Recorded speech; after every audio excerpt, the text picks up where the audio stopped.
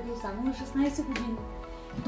Той е чул от неговите съграждани, от съседите, той е чул за живота в Русия че там може да получи много добро образование. Добри Чинтулов не е само поет и будител.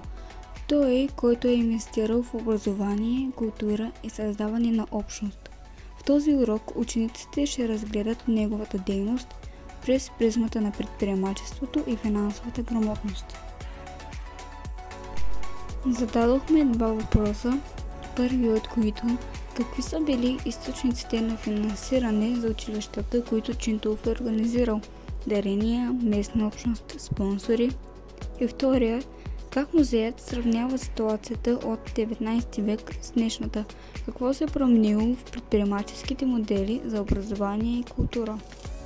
Проучихме начините за дигитализация на експонатите в зависимост от вида им, за предмети и артефакти чрез 2D фотография с висока резолюция и също така използването на 3D модели за виртуални експозиции.